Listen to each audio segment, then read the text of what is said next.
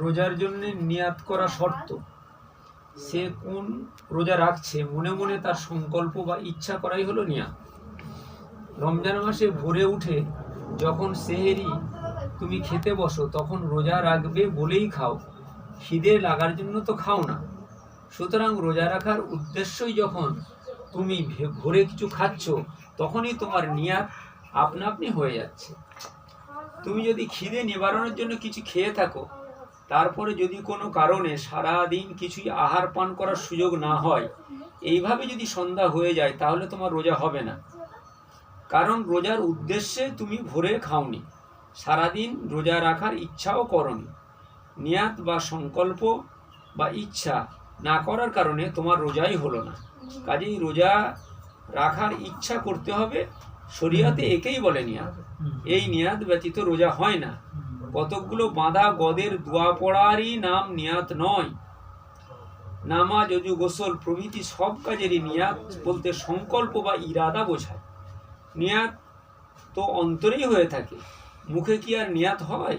মুখে নিয়াত করা যায়, কিন্তু অন্তরের নিয়াতই হলো আসল। মুখে যদি ভুলও বলে, উল্টো পাল্টাও বলে, তা ধরা হবে না। অন্তরে যে নিয়াত থাকবে সেটাই ধর্তব্য হবে। মুখে যদি ফজরের সুন্নত পড়ছি বলে কেউ নিয়াত করে, আসলে কিন্তু সে জোহরের ফরজ পড়ছে, তাহলে অন্তরে যে নিয়াত সেটাই হবে ধর্তব্য। জোহরের ফরজ পড়তে দাঁড়িয়ে যদি মুখে বলে ফজর সুন্নত পড়ছি, তাহলে জোহরের ফরজ নামাজ শুদ্ধ হবে, শুদ্ধ হয়ে যাবে।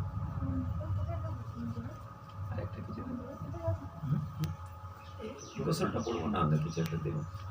গোসল গোসল গোসল তিন প্রকারের: ফরজ, সুন্নত ও মুস্তাহাব। গোসল কখন ফরজ হয় তা পরে জানতে বা শিখতে পারবে। গোসলের সুন্নত হয় চারটি সময়: ক, জুমার নামাজের জন্য গোসল করা, হজ্জের ইহরাম বাঁধার পূর্বে গোসল করা, 2, ঈদের নামাজের জন্য গোসল করা, আরাফাতের ময়দানে অবস্থানের জন্য গোসল করা সুন্নত। মুস্তাহাব গোসল অনেক, তোর মধ্যে শাবানের 15 তারিখে বা শবে বরাতে এবং মৃত ব্যক্তিকে গোসল দেওয়ার পর গোসল প্রদানকারীর জন্য গোসল করা অন্যতম। গোসলখানায় কিংবা কোনো গুপ্ত স্থানে যদি উলম্ব অবস্থায় গোসল করা হয়, তাহলে কিবলামুখী হয়ে গোসল করা জায়েজ নয়। গোসলের পর নতুন করে আর অজুর প্রয়োজন হয় না, কারণ গোসলের সঙ্গে সঙ্গে অজুও আপনা আপনি হয়ে যায়।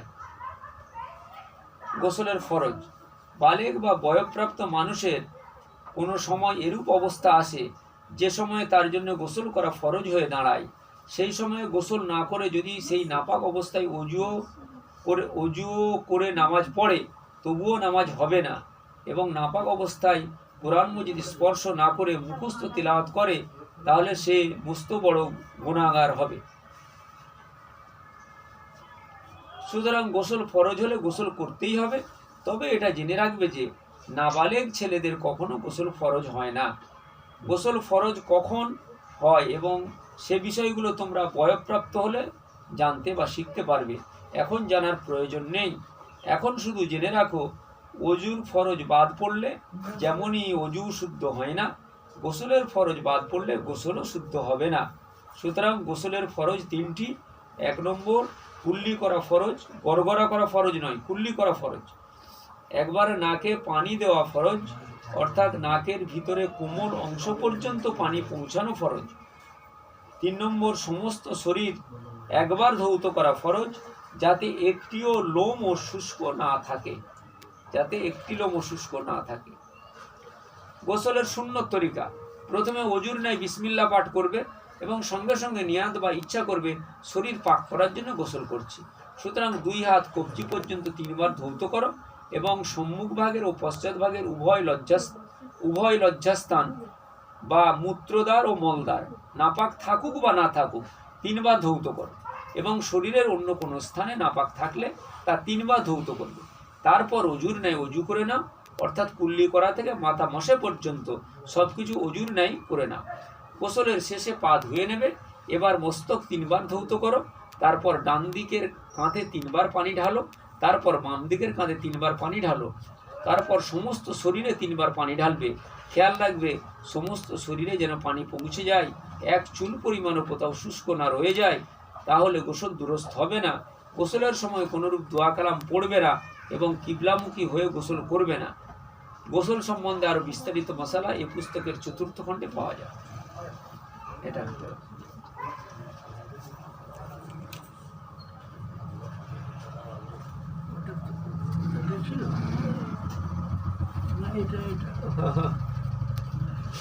এইটার পরে ছিল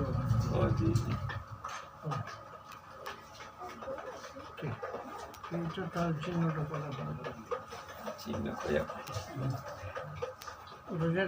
রোজা। ইসলামের দ্বিতীয় ইবাদত হলো রোজা। রোজা বা উপবাস ব্রত প্রত্যেক যুগেই ছিল বিভিন্ন পদ্ধতিতে। শেষ সংবিধান পবিত্র কুরআনের নীতি অনুযায়ী পূর্ণ এক চান্দ্রমাস প্রত্যহ দিনের আরম্ভ শুভে সাদিক থেকে রাত্রি আগমন বা সূর্যাস্ত পর্যন্ত আহার পান ও যৌনসম্ভোগ থেকে বিরত থাকা হলো রোজা, এবং এটাই হচ্ছে রোজার ধড় বা দেহ। রোজার প্রাণ হলো যে পশুত্ব ও বিবেকের সংমিশ্রণে মানবের সৃজন। সেই পশুত্বকে এই রোজা রমজান মাসে বশীভূত করণের এবং মানবোচিত গুণাবলীর বিকাশের অভ্যাস গ্রহণ এবং বছরের অবশিষ্ট 11 মাসে ওইভাবে সংযত ও উন্নত জীবনযাপনের প্রস্তুতি। সনাতন ধর্ম ইসলাম প্রাকৃতিক নীতির পরিপন্থী নয় বলে রোজা অবস্থায় মুখের ভেতরকার থুতু গিলতে বাধা নেই। প্রবাসী, রোগী, গর্ভবতী ও স্তন্যদায়িনীরা নারী রোজা মাসে অক্ষম হলে বছরের যে কোনো সময় সুবিধা মতো 2, 5, 10টা করে হলেও এই রোজা পালন করে নেবেন। ভুলবশত আহার পান করে ফেললে বা অনৈচ্ছিক ঋতুস্খলন হলেও এবং যে কোনো ইঞ্জেকশন গ্রহণ করলেও রোজার কোনো ক্ষতি হয় না। রোজা অবস্থায় পরনিন্দা করলে ও মিথ্যা কথা বললে রোজা প্রাণহীন ধড় খাড়া করা হয়। হাদিস। যেহেতু 1 মাস ভোর এ কৃচ্ছ সাধনার বিধান, তাই রাত্রিকালে আহার পানাদির অনুমতি ও নির্দেশ রয়েছে।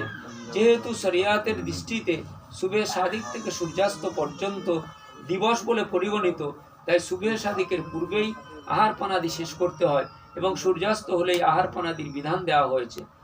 তথাপি সাবধানতার জন্য শুভে সাদিকের 5-6 মিনিট পূর্বে আহার পান বা সেহরি গ্রহণ শেষ করতে হয় এবং সূর্যাস্তের 5-6 মিনিট পরে ইফতার বা রোজা ভঙ্গকালীন আহার গ্রহণ করতে হয়।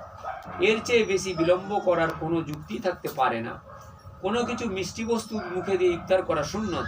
ইফতারের পূর্বে দোয়া পড়বে, আল্লাহুম্মা লাকা সুমতু ওয়া আলা রিজকিকা আফতারতু, অর্থাৎ হে আল্লাহ, তোমারই জন্য রোজা রাখলাম এবং তোমারই প্রদত্ত জীবিকা দিয়ে ইফতার করলাম। ইফতারের পর পড়বে যাহাবাজ জামায়ু আফদাল যাহাবাজ জামাউ ওয়াবতাল্লাতিল উরুকু ওয়াসাবাতাল আজরু ইনশাআল্লাহ, অর্থাৎ পিপাসা দূর হলো, স্নায়ুসমূহ সরস হলো এবং খোদা চাহে তো নেকি লেখা হলো। ওয়াবতাল্লাতিল উরুকু ওয়াসাবাতাল আজরু ইনশাআল্লাহ।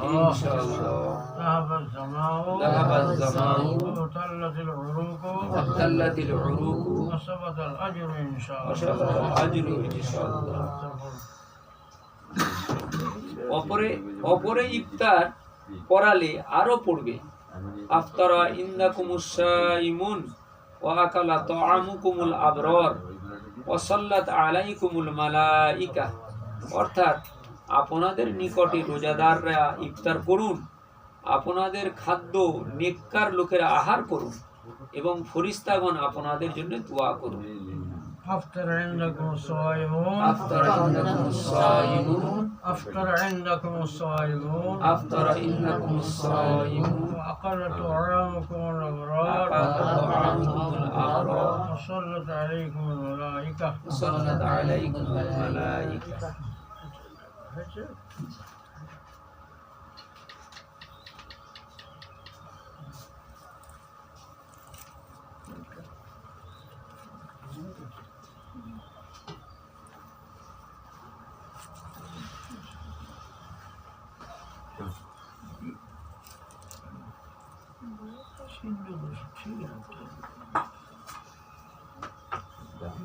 হযরত গৌসুল আজম শেখ আব্দুল কাদের জিলানী এক সময় বলেন, উমর ইবনে আব্দুল আজিজ হযরত মুয়াবিয়ার উটের নাকের ডগায় যে ধুলাবালি থাকতো তারও সমকক্ষ নন, কারণ তিনি সাহাবী ছিলেন না, আর হযরত মুয়াবিয়া ছিলেন সাহাবী। প্রিয় পাঠক পাঠিকা, চিন্তা করুন সাহাবীর মর্তবা মর্যাদা কিরূপ। মহান বিশ্বনবী ছিলেন কোষ্ঠী পাথর এবং সাহাবীরা ছিলেন ওই কোষ্ঠী পাথরে যাচাই করা খাঁটি সোনা। সাহাবীর মর্তবা মর্যাদা অনেক উচ্চে, তাতে কোনো সন্দেহ নেই। নবীর পরে এবং সমস্ত আউলিয়াদের উপরে সাহাবীর মর্যাদা। এই মর্তবার কারণ কি? কারণ হলো রসুলের সহবত। সহবতের কারণে তাদের ঈমান ছিল অভূতপূর্ব প্রখর। তাদের সামনে কোনো যুক্তি খাটতো না। যুক্তি থাকলে ওই একই যুক্তি যে কল আল্লাহ এবং কল আর রসুল, অর্থাৎ একথা আল্লাহ বলছেন এবং এটা আল্লাহ রসুল বলছেন, ব্যাস। কিন্তু মর্তবা তাদের যতই উচ্চে হোক, তারা তো নিজেরাই ছিলেন কোনো না কোনো মুজতাহিদ সাহাবীর মুকল্লিদ বা অন্ধ অনুসারী। কাজেই তাদের অনুসরণ কিরূপে করা সম্ভব? প্রসঙ্গক্রমে একটি কথা, নাবালক ছেলে সাহাবীর মর্যাদা লাভ করতে পারেন কিনা এ বিষয়ে উলামাদের মধ্যে মতভেদ রয়েছে। তবে এই নরাধমের মতে যে নাবালক বেশ বুদ্ধিমান চতুর, তাকে সাহাবীর মর্যাদায় সমাসীন করতে কোনো অসুবিধা নেই। মহান বিশ্বনবী বলেন, লিকুল্লি আয়াতিন মাআনান জাহির ওয়া বাতিন, অর্থাৎ প্রত্যেক আয়াতের দুটি অর্থ আছে, একটি ব্যক্ত, অন্যটি গুপ্ত। কুরআনের গুপ্ত অর্থ বোঝার ক্ষমতা মহান আল্লাহ সকলকে দেন না। হযরত আলী এমন কথা বলতেন যা লোকে কুরআনে পেত না। তাই লোকে তাকে জিজ্ঞেস করেছিল, আপনাকে আল্লাহ তাআলা কি কুরআনের বাইরে কিছু জ্ঞান দান করেছেন?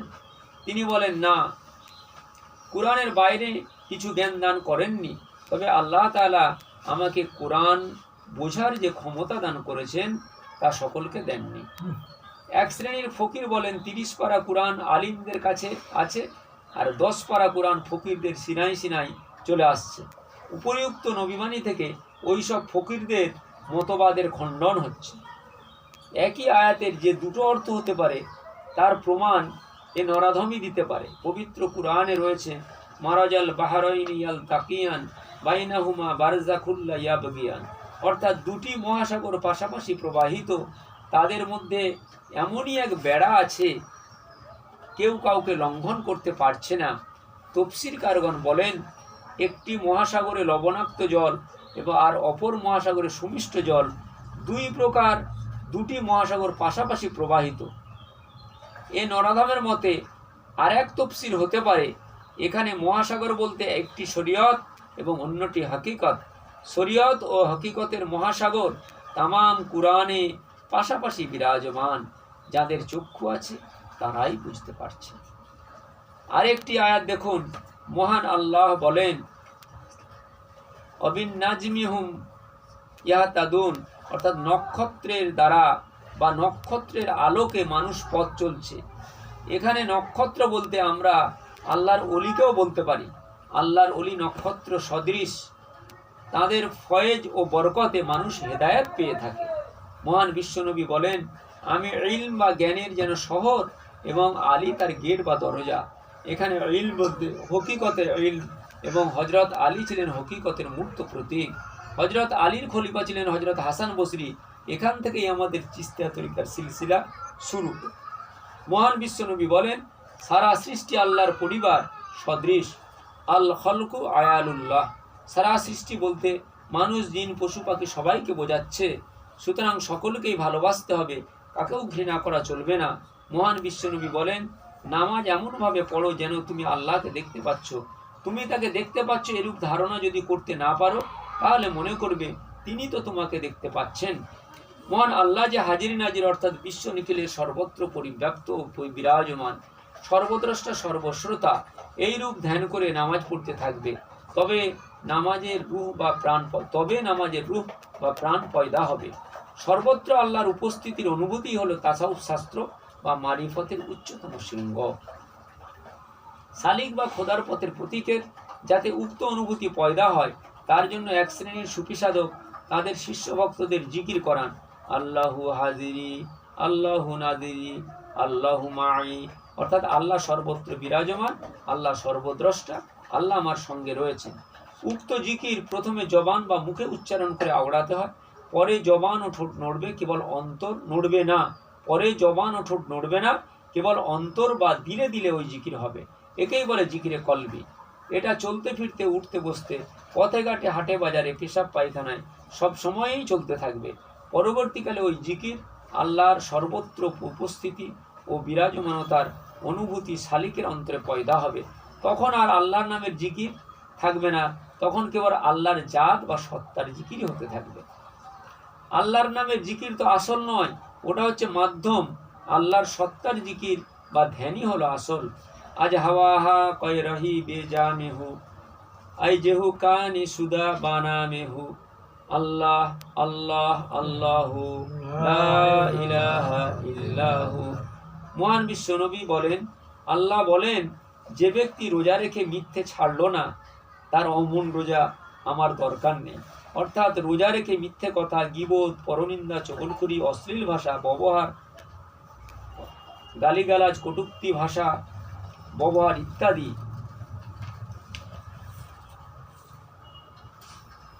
অবৈধ কাজ যদি না ছাড়া যায়, তাহলে ওইরূপ রোজা রাখা আর না রাখা সমান।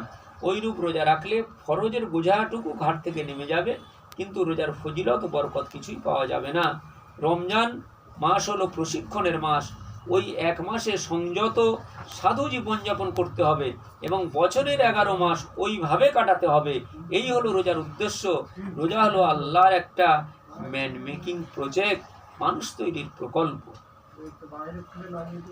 হযরত উম্মে সালামা থেকে বর্ণিত, সালমা থেকে বর্ণিত, তাঁর গৃহে একদিন মহান বিশ্বনবী এক দাসীর মুখমণ্ডলে কোনো দাগ বা চিহ্ন দেখলেন। তখন তিনি বললেন, এর জন্য ঝাড়ফুঁক করো, ওকে মানুষ বা জিনের নজর লেগেছে। এক সময় মহান বিশ্বনবী বলেন, আল আইনু হক্কুন, অর্থাৎ নজর বরহক, সত্য। মানুষ বা জিনের নজর লাগে। এক সময়ে কোনো এক নবী তার উম্মতদের কোনো এক স্থানে সমবেত করেন।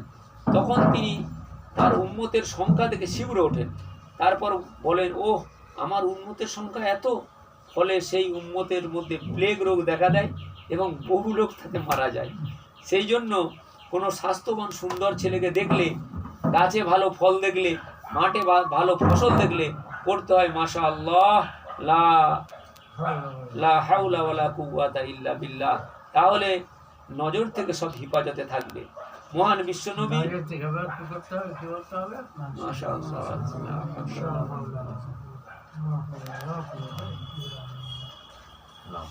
মহান বিশ্বনবী স্বয়ং ঝাড়ফুঁক করেছেন। তবে যেখানে তিনি ঝাড়ফুঁক করতে নিষেধ করেছেন সেটা হলো শিরক বা কুফরি কালাম দিয়ে ঝাড়ফুঁক করতে নিষেধ করেছেন। এক সময় একদল সাহাবী সফরে ফিরছিলেন। এক স্থানে সন্ধে নামলো। তারা এক বাড়িতে আশ্রয় নিতে চাইলেন, কিন্তু বাড়িওয়ালা তাদের থাকতে বা খেতে দিতে অস্বীকার করাতে তাঁরা চলে গেলেন। হঠাৎ সেই বাড়িতে এক ব্যক্তিকে সাপ কামড়ায়। তখন সেই বাড়িওয়ালা উক্ত সাহাবীদের ডেকে পাঠান এবং সাপে কাটা রোগীর ঝাড়ফুঁক বা চিকিৎসা করার জন্য অনুরোধ করেন। সাহাবীদের তদবিরের ফলে ওই রোগী সুস্থ হয় এবং সাহাবীরা 30টা দুম্বার দাবি করেন। তারা তাই দিতে রাজি হয়। সাহাবীরা প্রতিমধ্যে ওই দুম্বার কিছু গোশত ভক্ষণ করেন। তাদের মধ্যে এখন একটা প্রশ্ন জাগে যে আল্লাহর কালামের উপরে মজুরি নেওয়া জায়েজ হলো কি? তখন তারাই বললেন, যখন আল্লাহ রসুল হায়াতে আছেন, চলুন তার কাছে এর মীমাংসা করা যাবে। সাহাবীগণ মহান বিশ্বনবীর কাছে এই সমস্যা উত্থাপন করলেন। তখন মহান বিশ্বনবী বললেন, তোমরা কি সব মাংস খেয়ে নিয়েছো নাকি কিছু আছে? থাকলে আমিও কিছু খাবো। তারপর তিনি বললেন, ইন্না আহাক্কা মাত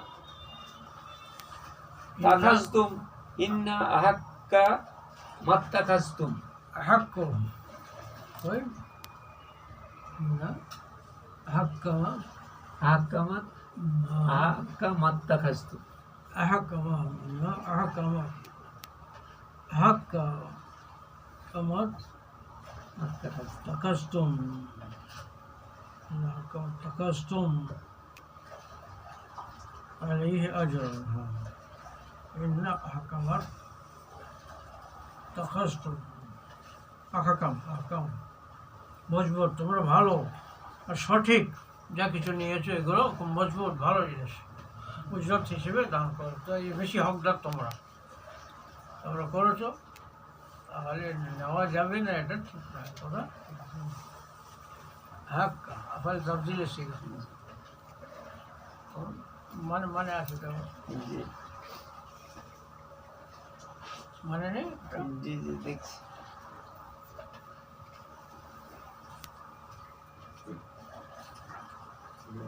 অর্থাৎ তোমরা যে আল্লাহর কিতাবের উপরে মজুরি নিয়েছো এতে তোমাদের জোরদার হক আছে। অর্থাৎ তোমরা তো শিরক কুফরি কালামের উপরে মজুরি নাওনি যে এটা নাজায়েজ হবে। এই হাদিসটির নাম হাদিসে লাদিক, বুখারী দ্রষ্টব্য। উল্লিখিত হাদিস থেকে পরিষ্কার বোঝা যায় ঝাড়ফুঁক তাবিজ তদবিরের উপরে চুক্তি করেও মজুরি নিতে কোনো দোষ নেই। তাবিজ তদবিরের উপরে মোটা মোটা কিতাব লিখিত হয়েছে। ফেসবুকে সব তো বাতিল আকিদা ছড়াচ্ছে, মানুষের মধ্যে বিষ ছড়াচ্ছে, সব ওলামা থেকে এসে পর বন্ধ করে বুঝেছেন। একদম কি হিম্মত, সকলের মুক্ত জবাব দিয়ে দিয়েছে। বক্তা বলছিলেন যে ঝাড়ফুঁক করা যাবে কিন্তু তাবিজ করা যাবে। সাইদি সাইড ব্যাপারে হলো ওটা আকিদাই, ওটা মানে কিছু করাই যায় না। হ্যাঁ, ঝাড়ফুঁক এই হাদিসটাকে এই করে যে ঝাড়ফুঁক করা যাবে কিন্তু তাবিজ করা যাবে। ওরা ফাতিহা পড়ে ফুঁক দিলে দোষ নেই, আর ওটা লিখে দিলে দোষ আছে। এটা মানে তাই হলো না? ওটা কি কোনো আলেমের কথা? ওটা ওদের প্রচার, অনেক পয়জন দিয়েছে না দ্বারাই ইসলামকে ধ্বংস করে। কাদিয়ানি জামাত ইসলামের দ্বারা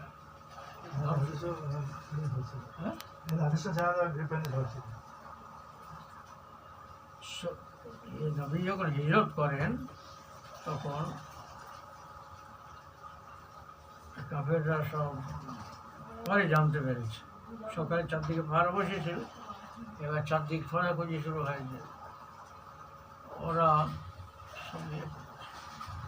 সর্দারের একসাথে মিশে নবীজির হয় ধরে নিয়ে আসতে হবে না হত্যা করে নিয়ে আসতে হবে, মাথার দাম নির্ধারণ করেছিল 100 ভোট দেবে, আর সব অনেক পুরস্কার সব দেবে। এবারে সব সেরকম লোক তৈরি হয়েছে, মস্ত বড় বীর পুরুষ সরাকা বলে মানে তৈরি। সরাকা জৌসামুল মালিকুল মুদলি, জি তার নাম, তার বাপের নাম জৌসাম, আর জৌসাম ইবনে মালিক আর মুদলিজ গোত্রের মানুষ, মস্ত বড় পালোয়ান ছিল। মানে তেজ ধরক নিয়ে একবার সব তৈরি হয়েছে, ছুটে যে রাস্তায় গেলে পদচিহ্ন জানতো কোথায় কিরকম তন্ন তন্ন খুঁজে, অনেক টাকার পুরস্কার, 100 মোট মানে কত দাম। তেজ ধরক এসে দুটো মারবে, নাম